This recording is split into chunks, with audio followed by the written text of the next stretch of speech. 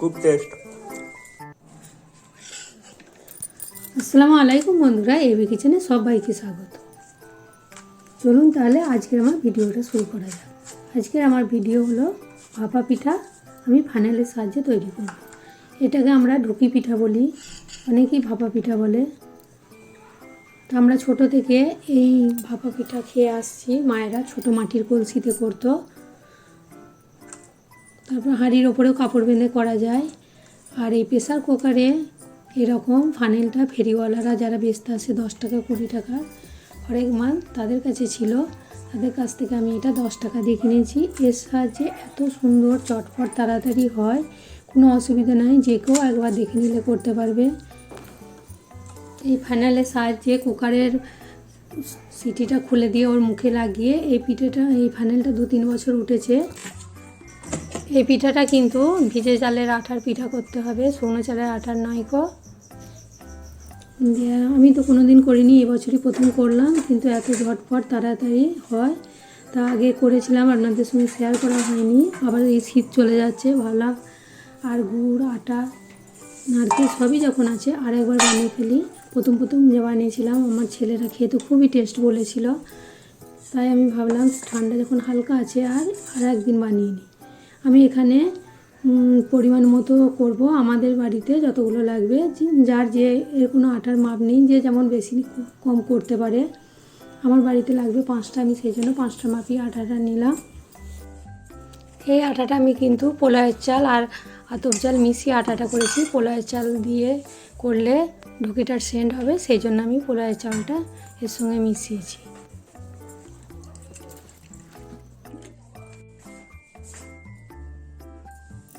এবারে এটা লবণটা পরিমাণ মতো দিতে হবে, বেশি দিলে পিঠেতে ভালো লাগবে না।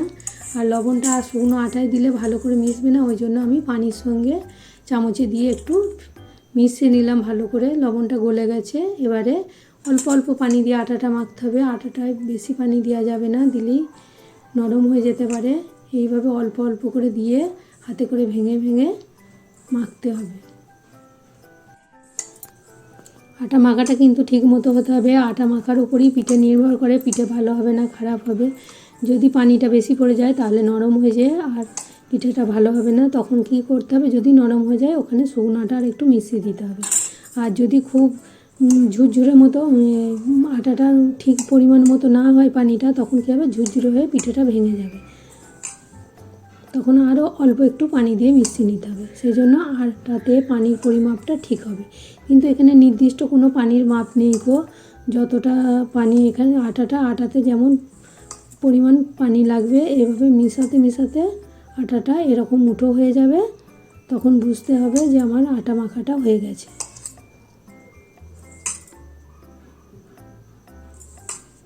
আমি এইভাবে ভালো করে যত ছোট ছোট ঢিলাগুলো ছিল সব ভেঙে দিলাম।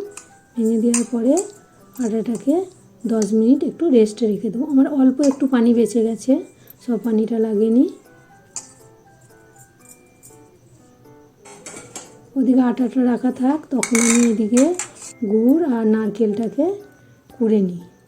গুড়টাকে আমি গ্রেটারের সাহায্যে গ্রেট করে নেব। আমার এই গুড়ের পাটালিটা অনেকটাই বড় ছিল, 600 গ্রাম, আর এর গ্রেটারটার ছিদ্রগুলো খুব ছোট, এতে হতে অনেক সময় লাগছে।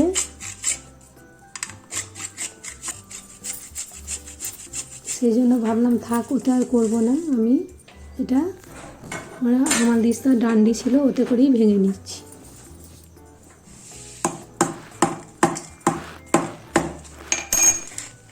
এদিকে ঘষা যায়নি, উপর থেকে গলে চিটিয়ে যাচ্ছে।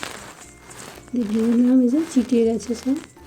এটাকে ছাড়িয়ে এই ভাঙা গুঁড়ো গুঁড়ো যেগুলো ছিল এগুলোতেই আমার হয়ে যাবে। বড় টুকরোগুলো আমি রেখে দিচ্ছি।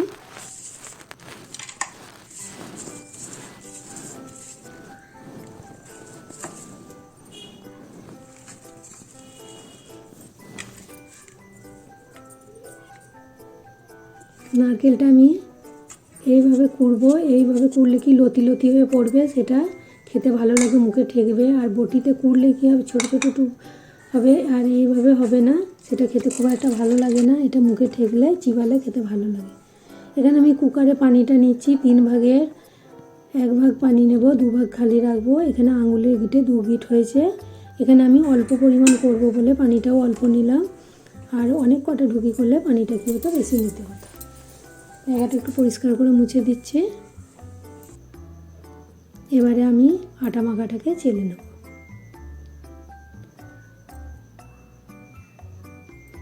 চেলে নিলে কি হবে, খুব সুন্দর মিহি মিহি হবে। হাতে করে ভালো করে চালুনি যদি না থাকে তাহলে হাতে করে ভেঙে দিলেও হবে, কিন্তু এইভাবে মিহি করে দিলে ভালো হবে। আমার ওতে স্ট্রেনারে হচ্ছিল না ভালো, চিটিয়ে আটাটা ওর ছিদ্রগুলো খুব ছোট, সেই জন্য আমি প্লাস্টিকের এরকম একটা ছোট ঝুড়ি ছিল নিলাম। এটাতে খুব ভালো তাড়াতাড়ি হয়ে গেল। এর ছিদ্রগুলো একটু বড় বড় আছে, আর যার সবারই বাড়িতেই তো আজকাল এরকম প্লাস্টিকের ঝুড়ি থাকে, এর সাহায্যে করবেন, দেখবেন খুব তাড়াতাড়ি হয়ে যাবে। আটাগুলো আমার সব চেলে নিলাম।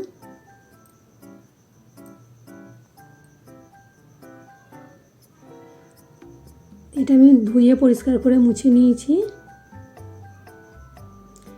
এটাতে কিন্তু চেপে চেপে আটাটা খুব দেওয়া যাবে না, হালকাভাবেই দেব, কারণ এর মধ্যেই হবে। আমি এবারে মাঝে গুঁড়োটা দিলাম, তার উপরে নারকেলটা দিয়ে দিলাম, এর উপর থেকে আটা দিয়ে হালকা করে এভাবে উপরটা মুছে দিই।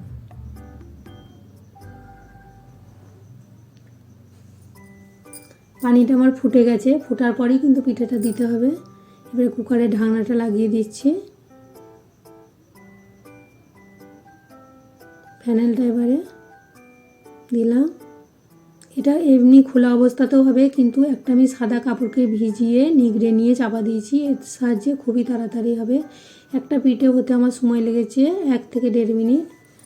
যখনই এই ভাবটা হয়ে যাবে, একটু হাতে করে এভাবে টিপে দেখবো, আর দেখেও ওপর থেকে বোঝা যাবে যে পিঠেটা সিদ্ধ হয়ে গেছে। এইভাবে ঠুকে নিলেই গোটা পিঠে আমার বেরিয়ে যাচ্ছে। দেখতে পেলেন কত সুন্দর পিঠেটা হয়েছে। তাহলে বন্ধুরা, যদি আমার এই ভিডিওটা ভালো লেগে থাকে অবশ্যই আমার ভিডিওয়ে একটা লাইক দেবেন, এবং খুব ভালো লাগলে বেশি বেশি করে শেয়ার করবেন, এবং কেমন লেগেছে কমেন্ট করে জানাবেন। আর যারা নতুন বন্ধু অবশ্যই আমার চ্যানেলে সাবস্ক্রাইব করার অনুরোধ রইল। আর যারা আমার ভিডিওটা দেখছেন অবশ্যই আমার ভিডিওর বেল আইকনটা টিপে দেবেন, তাহলেই যখনই আমি নতুন ভিডিও ছাড়বো আপনাদের কাছে নোটিফিকেশান চলে যাবে। এই পিঠেটা এত টেস্ট হয়েছিল খেতে, সেই জন্য তো শীত যাওয়ার চলে যাচ্ছে, শেষের দিকেও আরও একবার বানিয়ে ফেললাম। আমার ছেলেরা তো খুবই ভালোবেসেছিল, খুবই পছন্দ করছিল। এর অপূর্ব স্বাদ, দেখতে যত লোভনীয় হয়েছিল, খেতেও এর টেস্ট হয়েছিল দারুণ। তাহলে আজ এই পর্যন্তই, আবার অন্য ভিডিও নিয়ে হাজির হব। সবাই ভালো থাকবেন, সুস্থ থাকবেন। খুব টেস্ট।